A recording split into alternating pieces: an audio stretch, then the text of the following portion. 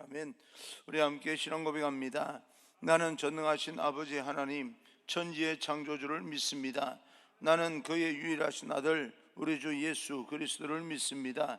그는 성령으로 잉태되어 동정녀 마리아에게서 나시고 본디오 빌라도에게 고난을 받아 십자가에 못 박혀 죽으시고 장사된 지 사흘 만에 죽은 자 가운데서 다시 살아나셨으며 하늘에 오르시어 전능하신 아버지 하나님 우편에 앉아 계시다가 거기로부터 살아있는 자와 죽은 자를 심판하러 오십니다.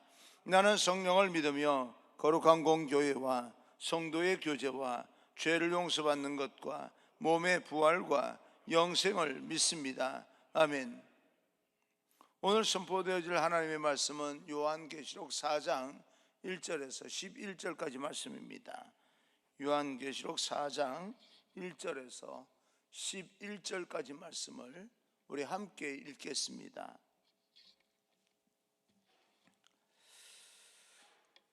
함께 요한계시록 4장 1절에서 11절까지 말씀을 읽겠습니다. 이 일 후에 내가 보니 하늘에 열린 문이 있는데 내가 들은 바 처음 내게 말하던 나팔 소리 같은 그 음성이 이르되 이리로 올라오라. 이후에 마땅히 일어날 일들을 내가 네게 보이리라 하시더라. 내가 곧 성령에 감동되었더니 보라, 하늘에 보좌를 베풀었고 그 보좌 위에 앉으신 이가 있는데 앉으신 이의 모양이 벽옥과 홍보석 같고 또 무지개가 있어 보좌에 둘렸는데 그 모양이 녹보석 같더라. 또 보좌에 둘러 24 보좌들이 있고 그 보좌들 위에 24 장로들이 흰 옷을 입고 머리에 금관을 쓰고 앉았더라. 보좌로부터 번개와 음성과 우레소리가 나고 보좌 앞에 켠 등불 7이 있으니 이는 하나님의 7 영이라. 보좌 앞에 수정과 같은 유리바다가 있고 보좌 가운데와 보좌 주위에 4 생물이 있는데 앞뒤에 눈들이 가득하더라. 그 첫째 생물은 사자 같고 둘째 그 생물은 송아지 같고 그 셋째 생물은 얼굴이 사람 같고 그 넷째 생물은 날아가는 독수리 같은데 4 생물은 각각 6 날개를 가졌고 그 안과 주위에는 눈들이 가득하더라. 그들이 밤낮 쉬지 않고 이르기를 거룩하다 거룩하다 거룩하다 주 하나님 곧 전능하신 이여, 전에도 계셨고 이제도 계시고 장차 오실 이시라 하고 그 생물들이 보좌에 앉으사 세세토록 살아계시는 이에게 영광과 존귀와 감사를 돌릴 때에 24 장로들이 보좌에 앉으신 이 앞에 엎드려 세세토록 살아계시는 이에게 경배하고 자기의 관을 보좌 앞에 드리며 이르되 우리 주 하나님이여, 영광과 존귀와 권능을 받으시는 것이 합당하오니 주께서 만물을 지으신지라. 만물이 주의 뜻대로 있었고 또 지으심을 받았나이다 하더라. 아멘. 우리 앞뒤자고 인사합니다. 축복합니다. 성령 충만 행복하십시오. 인사합니다. 축복합니다. 성령 충만 행복하십시오. 오늘은 고난의 때에 영광의 보좌를 생각하라 라고 하는 제목으로 여러분과 함께 하나님의 말씀을 전해 듣겠습니다. 태어날 때부터 시각장애인이었고 청각장애인이었던 헬렌 켈러에게 어떤 분이 이런 질문을 했습니다. 태어날 때부터 앞을 보지 못하고 듣지 못하는 것보다 더 불행한 것이 있을까요? 그때 헬렌 켈러는 이렇게 대답을 합니다. 시력을 가지고 있지만 세상의 모든 것을 본다고 말하지만 비전을 보지 못하는 것이 사실은 보지 못하는 것보다 더 불행하다, 그렇게 말합니다. 육신의 눈으로는 볼 수 있지만 가장 아름다운 진리를 볼 수 없다면 그것만큼 불행한 일이 없습니다. 사랑하는 성도 여러분, 여러분 안에 비전이 있으십니까? 하나님의 꿈을 가지고 계십니까? 나의 야망이 아니라 하나님이 보여주신 아름다운 꿈을 가지고 계십니까? 우리는 오늘 2000년 전 모든 것을 잃어버리고 유배되었던 하늘, 그럼에도 불구하고 하늘의 비전을 보았던 한 사람을 보게 됩니다. 세상 것을 다 잃었지만 그것으로 절망하지 아니하고 하늘의 꿈을 보았던 그 사람의 비전, 오늘 우리도 다시 보게 될 것을 간절히 소망합니다.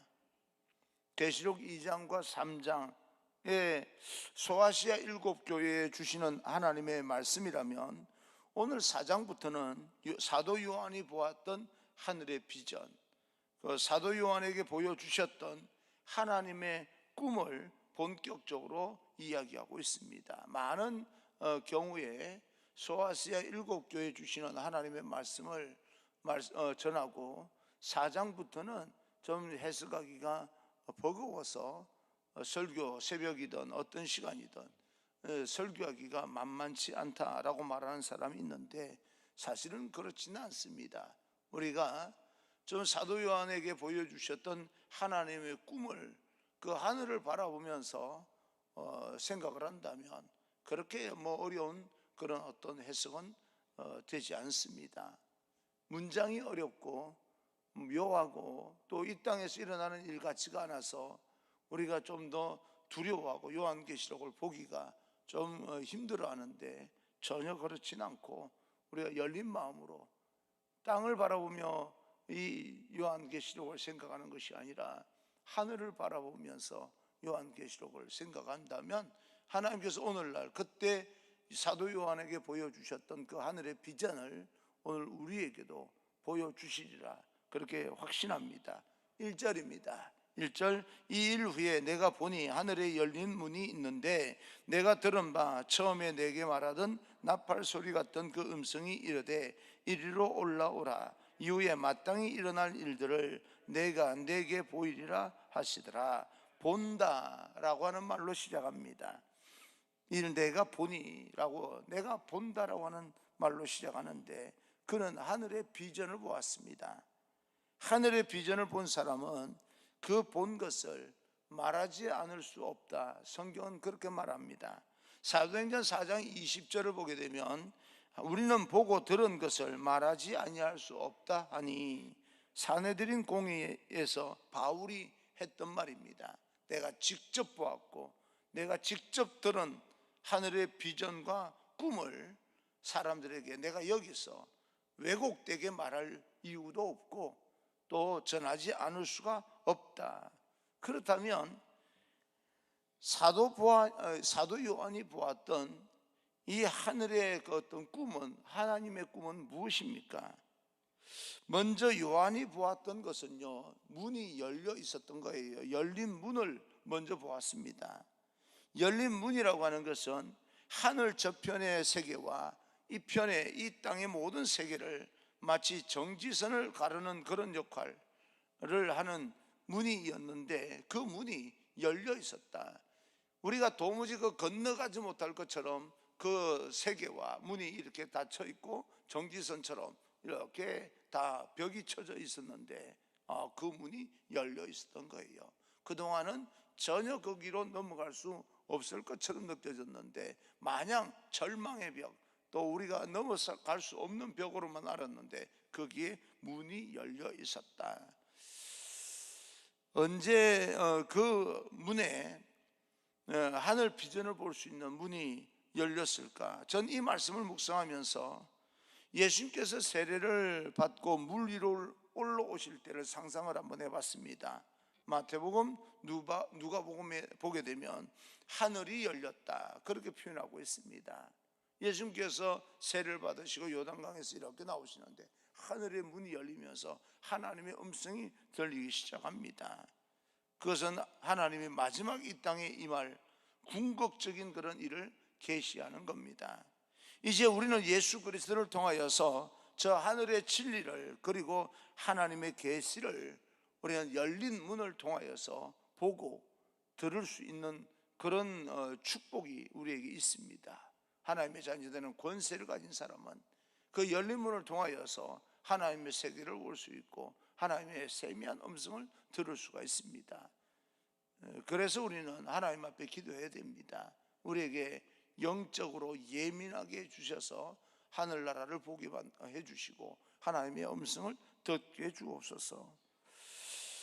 이 아름다운 축복이 우리에게 주어졌다라고 하는 사실이 믿어지기를 주님 이름으로 축복합니다. 실상 이 요한이 보았던 열린 문 뒤의 현상은 이후에 마땅히 우리에게 일어날 그런 일이라 그렇게 말씀합니다. 즉 오늘 이 요한계시록 4장부터 마지막 22장까지 그가 본 모든 환상은 이 땅에서 보여주실 하나님의 환상이라고 하는 것을 말해주고 있습니다. 마땅히 일어난 것입니다. 왜냐하면 그 일은 주님의 일이기 때문에 그렇습니다. 그 주님의 일은요, 이 땅 가운데 반드시 보여주신 대로 성취되게 됩니다. 또한 사도 요한이 보았던 아름다운 그런 현상이 있는데 2절입니다. 2절, 내가 곧 성령에 감동되었더니 보라, 하늘의 보좌를 베풀었고 그 보좌 위에 앉으신 이가 있는데, 그는 열린 문 뒤로에 보았던 환상은 하늘의 보좌입니다. 요한계시록에서는 이 보좌라고 하는 이 개념이 굉장히 중요합니다. 이 땅에 많은 왕이 있지만 그러나 진정한 왕이신 하나님께서 앉으시는 그 보좌를 보았다. 정말 얼마나 경외감이 들었습니까? 이날 우리의 사극을 보게 되면 대전이라고 하는 곳에 이렇게 가서 왕이 앉는 그 이 의자를 이렇게 바라보고, 어떤 사람들은요 거기 앉는 것을 불경이라 그럽니다. 거기 앉고 싶어하는 사람들이 역적을 이렇게 역적이 되어서 이 또 여러 가지 음모를 꾸미고 하는 그 보좌에 앉는, 왕좌에 앉는 그것이요 얼마나 부러워하고 얼마나 많은 사람들이 흠모하고 그러는지 모릅니다. 그 보좌, 그 왕좌에 앉아서 뱉어지는 왕의 한마디 한마디는요, 이건 어길 수가 없는 거예요. 그런 것처럼 이 하나님께서 앉으시는 그 보좌가 열린 문을 통해서 이렇게 들여다보니까 하나님이 앉으시는 보좌가 보인 겁니다. 그 보좌에 대해서 이렇게 이야기합니다. 3절입니다. 3절, 앉으신 이의 모양이 벽옥과 홍보석 같고 또 무지개가 있어 보좌에 둘렀는데 그 모양이 녹보석 같더라. 보좌에 앉으신 하나님의 모습을 여러 보석 모양으로 이제 설명을 합니다. 벽옥, 즉 푸른 구슬과 홍보석과 붉은 빛이 나는 구슬입니다. 그리고 녹보석, 우리가 흔히 말하는 에메랄드입니다. 이러한 보석은 주님이 얼마나 아름답고 영광스러운 분인가라고 하는 것을 나타내고 있습니다. 아마 그 보좌가 그런 모든 것들로 이렇게 구성되어 있는데 거기 보좌에 앉으신 하나님의 모습이 이런 보석같이 빛났다, 그렇게 말하고 있습니다. 사랑하는 성도 여러분, 이 땅에서의 삶이 아무리 힘들고 어려워도 하늘의 보좌에 앉으신 찬란하니 빛나고 영광스러운 주님을 뵙고 우리가 이 땅에서 살아간다면 우리 이 땅에서 두려워할 일이 없을 겁니다. 힘들고 어려울 때 하늘을 바라보면서 극복하십시오. 땅을 바라보면 극복할 일, 방법이 생각이 나지 않습니다. 그러나 하늘을 바라보게 될 때 우리는 이 땅에서 일어나는 모든 어려움들을 극복하는 하나님의 방법을 찾게 됩니다. 우리 신앙의 선조들이 그랬습니다. 이사야 6장을 보게 되면 보좌에 앉으신 하나님의 영광을 보게 됩니다. 스데반도 순교하기 전에 하나님의 영광과 예수님께서 하나님의 우편에 앉아 계신 것을 보았다라고 기록하고 있습니다. 하늘의 보좌를 바라보는 사람들, 그 보좌에 앉으신 이를 사모하는 자에게 이 땅에서 결코 지지 아니하고 승리하는, 그 어떤 것도 굴복하지 아니하고 무릎 꿇지 아니하고 하늘을 향해서 하나님 앞에 무릎 꿇으면서 이 땅을 극복하고 정복하고 승리하는 그런 하나님의 백성이 됩니다. 하늘 보좌에 앉으신 하나님을 본 이 요한은 계속해서 다른 환상을 보게 되는데, 그가 보았던 또 다른 환상은 그 옆으로 24 보좌에 앉으신 장로들입니다. 4절입니다. 4절, 또 보좌에 둘러 24 보좌들이 있고 그 보좌들 위에 24 장로들이 흰 옷을 입고 머리에 금관을 쓰고 앉았더라. 이 24 장로들이 상징하는 바가 뭐겠습니까? 24는 12개가 두 개 있는 거예요. 12가 두 개 있는 거예요. 12라고 하면 생각나는 그룹이요, 구약의 12지파와 예수님의 12제자, 완전수입니다. 그래서 이 24장로는 하나님의 모든 백성을 대표하는 천상의 존재입니다. 그런데 그 교회를 대표하고 하나님의 백성들을 상징하는 장로들이 흰옷을 입었다. 이것은 순결함을 의미합니다. 그리고 금관을 머리에 쓰고 있습니다. 교회의 영광스러운 그런 모습을 뜻합니다. 여러분, 하나님의 교회는 이렇게 순결하고 영광스러운 거예요. 우리는 그것을 지켜내야 됩니다. 우리의 믿음으로 말입니다. 우리가 그냥 마냥 이 땅에서 어쩌면 다 그런 건 아니겠지만 엉뚱한 짓을 하면서 예수 믿고 구원받았다라고 하면 끝나는 게 아닙니다. 이렇게 열린 문을 통해서 보여지는 이 천상의 분위기를 이 땅에서 믿음으로 지켜내야 되는 거죠.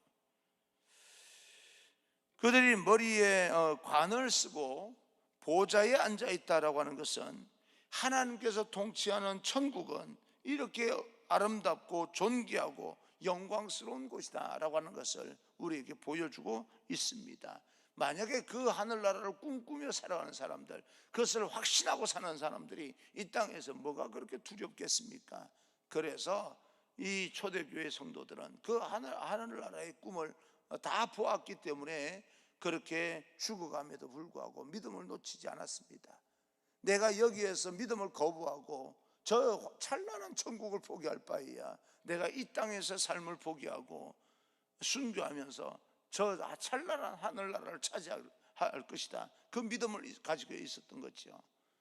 그것을 정확하게 본 사람이라면 여러분 어떻습니까? 이 땅을 선택하겠습니까? 저 하늘을 선택하겠습니까? 우리는 그런 어떤 믿음이 있어야 됩니다. 물론 우리는 죽음을 두려워합니다.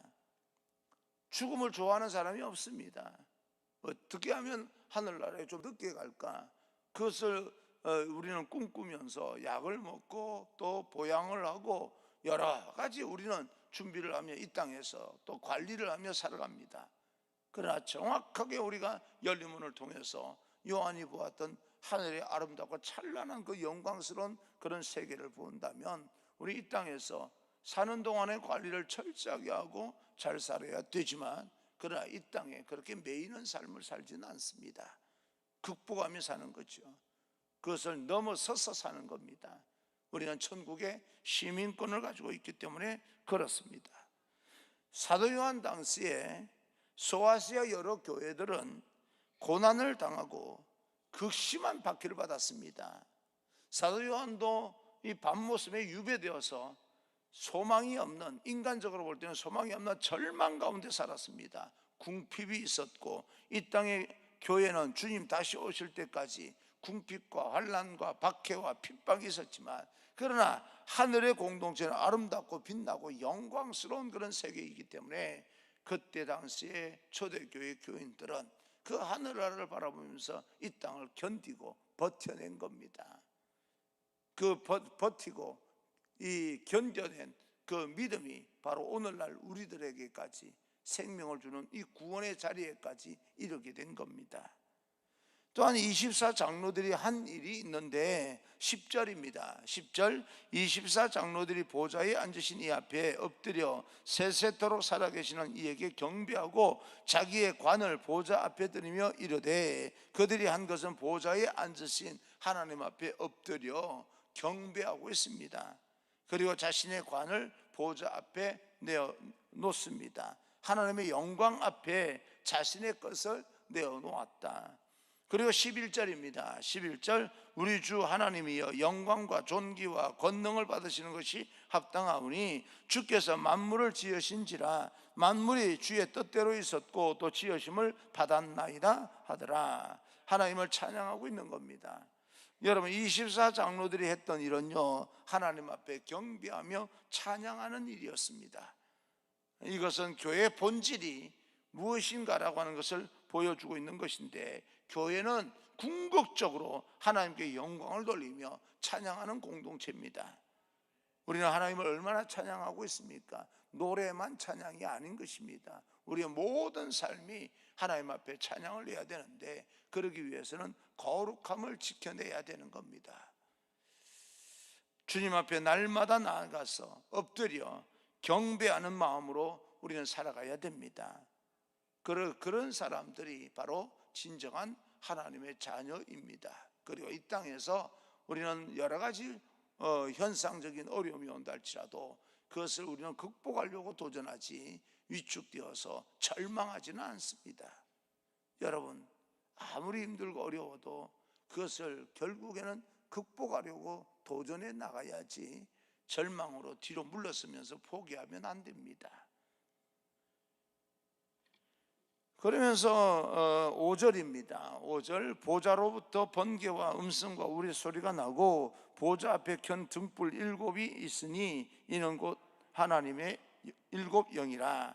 하나님의 7 영을 사도 요한은 보았다. 하나님의 7 영은 성령을 뜻하는데 7이라고 하는 숫자와 12라고 하는 숫자가 이 요한복음에 굉장히 많이 나옵니다. 6이라고 하는 숫자도 나오고요. 이게 유대인의 문화와 굉장히 관련이 있는데, 사실은 3이라고 하는 숫자는 하늘 숫자고 4라고 하는 숫자는 땅의 숫자입니다. 하늘과 땅이 합쳐진 게 완전수 해서 7이고요. 그것을 곱해서 12가 됩니다. 그래서 7과 12는 완전수라는 그런 의미가 있습니다. 그리고 12가 완전수인데 12 곱하기 12는 144입니다. 무한대 숫자를 이야기합니다. 완전수와 완전수가 합쳐지면 그 숫자의 의미가 아니죠. 이 무한대를 뜻합니다. 거기에다가 큰 숫자, 이건 헤아릴 수 없는 그런 어떤 이 상징적인 숫자가 1000입니다. 그래서 144 곱하기 1000 하면 14만 4천 되는 거죠. 그것은 숫자로 생각하면 정말 죄송해요, 무식한 겁니다. 무한대, 누구든지 예수 믿으면 구원을 받는다는 그런 뜻입니다. 좀 알고 살았으면 좋겠다. 그래서 14만 4천 명에 속하기 위해서 애쓰지 않아도 됩니다. 그럼 우리는 14만 4천 명에 속하려면 어떻게 해야 되는 겁니까? 예수님 영접하면 끝나는 거예요.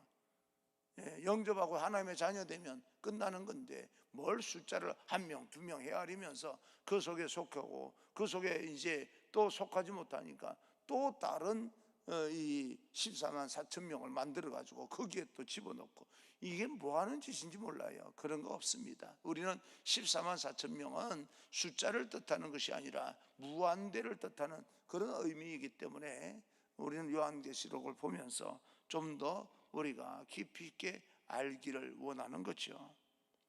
그리고 또 보았던 것이 6절입니다. 6절, 보좌 앞에 수정과 같은 유리바다가 있고 보좌 가운데 보좌 주위에 네 생물이 있는데 앞뒤에 눈들이 가득하더라. 하필이면 왜 네 명의 생물일까 질문할 수 있는데, 사라고 하는 이 숫자는 땅의 숫자이면서 동서남북을 뜻하는 의미가 있다, 그런 건데, 그리고 이 네 생물이 눈이 가득했다라고 하는 것은요, 이들이 보지 못하는 것이 없다라고 하는 뜻으로 해석할 수가 있습니다. 이 땅에서 이 하나님의 영으로 또 이 천상의 존재로 살아갈 때 이 땅의 동서남북 구석구석 보지 못하는 것이 없게 됩니다. 영적으로 우리가 은밀한 것도 분석해낼 수 있고 또 분별해낼 수 있는 하나님의 지혜를 갖게 됩니다. 이 네 생물이 하는 일들이 있는데요, 8절입니다. 8절, 네 생물은 각각 6날개를 가졌고 그 안과 주위에는 눈들이 가득하더라. 그들이 밤낮 쉬지 않고 이르기를 거룩하다 거룩하다 거룩하다 주 하나님 곧 전능하신 이여, 전에도 계셨고 이제도 계시고 땅에 오실 이시라 하고 하나님을 밤낮 찬양하는 겁니다. 24장로도 그렇고 네 생물도 그렇고 보좌에 앉으신 하나님 앞에 찬양하는 일이 그들이 하는 일이죠. 우리가 이 땅에서 하나님 찬양받을 만한 일들을 해야 되는데 그것이 어떤 것입니까? 현상에 절망하고 뒤로 포기하고 뒤로 물러서는 것이 하나님을 찬양하는 것이겠습니까? 하나님께서 우리에게 주신 믿음을 가지고 극복하는 것이 하나님을 찬양하는 것이겠습니까? 두려워하지 마십시오. 그러나 조심하십시오. 우리가 이렇게 하나님께서 지켜주신다고 할지라도 두려워하거나 낙담할 필요는 없습니다. 그렇다고 해서 막 함부로 행동하라, 그런 말은 아닙니다. 성숙하게 누가 보더라도, 믿지 않는 사람이 보더라도 믿는 사람이 보더라도 우리는 거룩함을 지켜내야 됩니다. 거룩함은 다른 믿지 않는 사람이 볼 때 하나님의 거룩함이 우리를 통해서 나타날 때 어떻게 나타나겠습니까? 저는 제 생각에는 성숙함으로 나타나는 겁니다. 믿음으로 나타나는 겁니다. 그래서 믿음이 흔들리지 아니하고 성숙함을 지켜나갈 때 세상 믿지 않는 사람들은 우리를 하나님 믿음으로 말미암아 거룩함을 지켜내는 아름다운 그런 인생으로 우리를 보게 됩니다. 혹 여러분 세상을 살아가면서 낙담하고 있거나 이 땅에서 사는 것이 너무너무 힘들어서 어찌할 바 몰라 하는 그런 상황 가운데서 사단은 우리를 사방으로 우겨싸서 주위를 둘러보지 못하게 만든 그런 환경이라 할지라도 하늘의 열린 문을 닫지는 못합니다. 그래서 우리는 하늘을 바라보면서 이 모든 것을 이겨내야 되는 거죠. 24장로가 했던 것처럼, 내 생물이 했던 것처럼 하늘을 우러러 보면서 하나님을 찬양하며 사모하며 하늘의 열린 문 너머에 있는 하나님의 세계를 바라보면서 또 하나님의 축복이 우리 가운데 임하 성취될 것을 기대하면서 한 걸음 한 걸음 나아가는 우리 모두가 되어지기를 주님 이름으로 축복합니다.